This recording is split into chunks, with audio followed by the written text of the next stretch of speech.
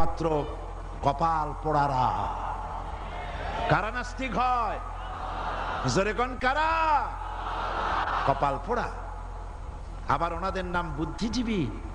মাথা দেখলেই বোঝা যায়, মাথাগুলি ইন্টারন্যাশনাল এয়ারপোর্ট, চুল নাই।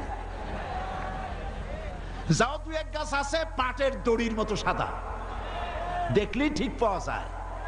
চেহারা শরীফ, দেখলেই বোঝা যায় নামাজ নাই, রোজা নাই, চরিত্রহীন। আল্লাহরে স্বীকার করে না। মেয়ে লোকের শরীরের কোন অংশ কেমন, এর প্রশংসায় হাজারো কবিতা রচনা করে, আল্লাহর জন্য একটা লাইনও লিখতে পারে না। ঠিক কিনা? এর আবার জাতীয় পুরস্কারও পায়।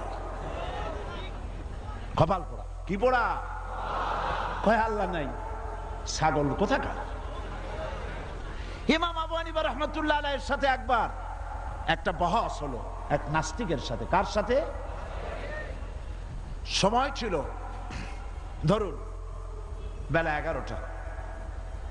উনি সেই মজলিসে উপস্থিত হলেন বেলা 1:30টায়। সমস্ত মানুষ অসন্তুষ্ট। নাস্তিক বলছে যে আপনার সাথে কিসের তর্ক করব? আপনার সাথে কোনো তর্কই করব না, কোনো আলোচনাই করব না।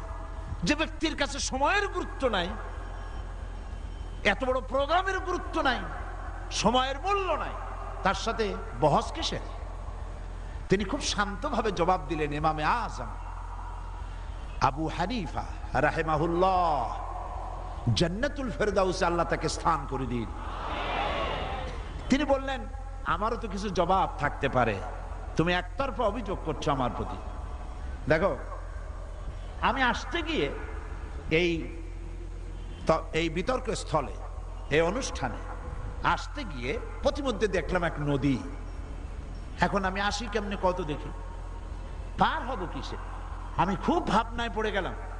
হঠাৎ দেখলাম কই থেকে একটা বিচি এসে পড়লো আমার পায়ের কাছে। অমনি বিচিটা অঙ্কুরিত হয়ে দুটি পাতা গজিয়ে দেখটি না দেখ বিশাল মহিরুহে বড় এক গাছে পরিণত হয়ে গেল। আমি শুধু তাকায় তাকায় দেখি, হইল কি? একটু পরে কোত্থেকে একটা করাত এলো, গোড়াটা কেটে দিল, দাঁড়াম করে গাছটা পড়ে গেল। অমনি চিরে চিরে তক্তা হয়ে গেল। কোত্থেকে এক হাতুড়ি এলো, ঠাস ঠাস করে লোহা মারলো, পট করে নৌকা হয়ে গেল। সেটা পড়ে গেল নদীতে। দেখছেন সুবহানাল্লাহ কই ফেলেছিলেন? আরে কি এর সুবহানাল্লাহ কোন? আগে তো শুনবেন।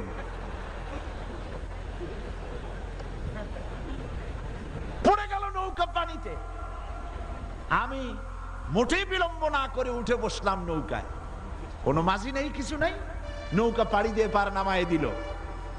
সেই যে আমার একটু আসতে দেরি হলো, নইলে দেরি হওয়ার কথা ছিল না। নাস্তিক কয়, সর্বনাশ, এই লোকের সাথে তো বহসের কোনো প্রশ্নই ওঠে না। এ লোকের মাথার সবগুলি স্ক্রু ঢিলা। একটা গাছ মুহূর্তের মধ্যে বীজ থেকে গাছ হয়ে গেল। কোত্থেকে এক তরবারি এলো, তার কোনো মিস্ত্রি নাই, গাছটা কেটে পড়ে গেল।